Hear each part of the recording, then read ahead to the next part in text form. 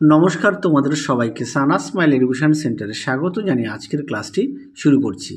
আজকে তোমাদের সঙ্গে আলোচনা করব তোমরা যারা সপ্তম শ্রেণীর ফার্স্ট ইউনিট টেস্ট পরীক্ষা দেবে 2025 সালে তোমাদের জন্য রায় ও মার্টিন প্রশ্ন বিচিত্রা থেকে আজকে সমাধান করে দেখাবো সপ্তম শ্রেণীর পরিবেশ ও বিজ্ঞান বিষয়ে মডেল নাম্বার 4 অর্থাৎ 4 নম্বর স্কুলে তোমাদের সমাধান করে দেখাবো।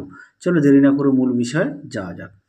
প্রথমে আমরা সমাধান করব ফিজিক্যাল সায়েন্স। একে কি আছে, সঠিক উত্তরটি নির্বাচন করে যে কোনো 8টি। তো এখানে মান 1 নম্বর করে একে আছে, কোনো বস্তু দ্বারা গৃহীত তাপ বেশি হবে যত সঠিক উত্তর হবে বস্তুর আপেক্ষিক তাপ বেশি হবে, অপশান সি। 2 দাগের প্রশ্নের উত্তরটা হবে অপশান বি, বিনিময় বিক্রিয়া। 3 দাগের প্রশ্নের উত্তরটা হবে অপশান এ, 3টি। 4-এ আছে প্রশ্নের উত্তরটা হবে অপশান সি, নিউট্রন। 5-এ আছে ক্যালসিয়াম পরমাণু 2টি ইলেকট্রন বর্জন করলে উৎপন্ন হয়, অপশান এ। পরবর্তী প্রশ্ন দেখো, 6 দাগের লিনতাপ পদার্থের উত্তরটা হবে অপশান সি, অবস্থান্তর ঘটায়। পরবর্তী দেখো 7 দাগের কাপড় কাচা সোডা ও লঘু মিউরিয়েটিক অ্যাসিডের বিক্রিয়ার যে গ্যাস উৎপন্ন হয় সেটি হলো, সঠিক উত্তর হবে option D, carbon die oxide. পরবর্তী দেখো 8 দাগের প্রশ্নের উত্তরটা হবে অপশান এ, গলন। 9 দাগে দেখো এসআইতে তাপের একক হলো জুল, অপশান এ। পরবর্তী দেখো সত্য মিথ্যা কি আছে, অতি সংক্ষিপ্ত প্রশ্নগুলো উত্তর দাও। একে আছে 0 ডিগ্রি সেলসিয়াসের চেয়ে 32 ডিগ্রি ফারেনহাইট বড়, এটা মিথ্যা। 2 দাগ দেখো শূন্যস্থান পূরণ করো, ঘনীভবনে বস্তুর তাপ বর্জন করে। 3 দাগে দেখো এটা উত্তর হবে Al2O3। পরে দেখো 4 দাগের কিউপ্রাস অক্সাইডের সংকেত হলো Cu2O। পরবর্তী দেখো কি আছে, 1 দাগের একের একটা সমতা বিধান দেওয়া আছে। হ্যাঁ, এই দাগের উত্তরটা দেখো আমি দিয়ে দিয়েছি, বি দাগের উত্তরটাও দিয়ে দিয়েছি, তুমি দেখে নাও। তারপর দেখো 2 দাগে কী বলেছে, বরফের গলনের লিনতাপ 80 ক্যালোরি পার গ্রামের অর্থ ব্যাখ্যা করো। দেখো প্রশ্ন উত্তর দেখে নাও, প্রশ্ন উত্তরটি তোমরা এখান থেকে এই পর্যন্ত লিখবে, দেখে নাও, আমি আর মুখে বললাম না।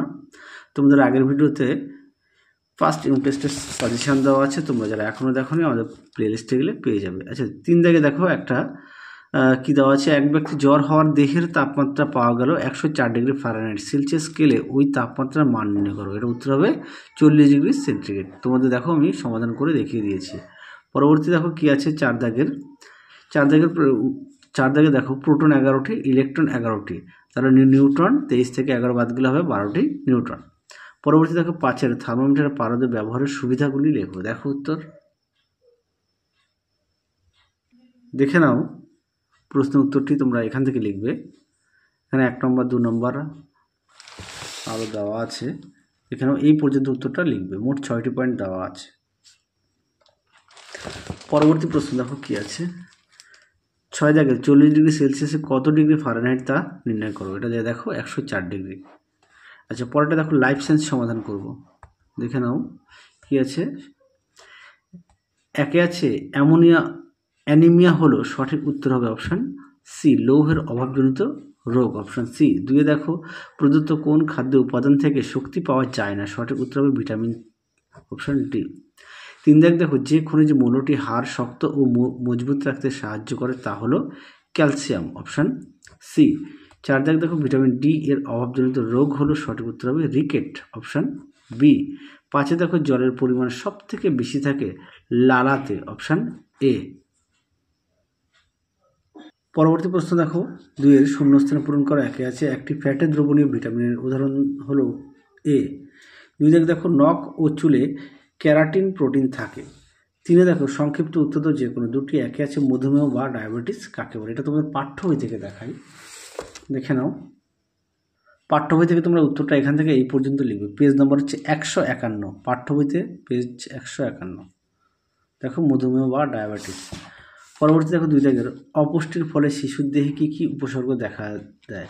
এটাও তোমাদের পাঠ্য বইতে পেয়ে যাবে, দেখে নাও। তোমরা উত্তরটা এখান থেকে লিখবে। হ্যাঁ, দেখো দেহের পেশিগুলির খুব বেশি ক্ষয় হয়েছে, তারপর হচ্ছে হাড় বাইরে থেকে পরিষ্কার বোঝা যায়, তারপর হচ্ছে চামড়া জায়গায় জায়গায় কোঁচকানো, তারপর হচ্ছে হাত পাগুলো খুব সরু, দেখে নাও। পরবর্তী দেখো কি আছে 3 দাগের দেহের কোথায় কোথায় লিপিড জমা হয়? তোমরা লিখবে বুকে, পেটে, উরুতে, ঘাড়ে ও গলায়। তাহলে তোমাদের 4 নম্বর মডেল থেকে যে সমস্ত প্রশ্নগুলো ছিল সমস্ত প্রশ্নের উত্তর আমরা সমাধান করে দেখিয়ে দিলাম। তোমরা অবশ্যই বাড়িতে পড়বে। তাহলে আজকের মতো এখানেই সমাপ্ত করছি। আবার দেখা হবে খুব শীঘ্রই তোমাদের পরবর্তী ভিডিওতে। তোমরা সবাই সুস্থ থেকো, ভালো থেকো। আজকের মতো টাটা।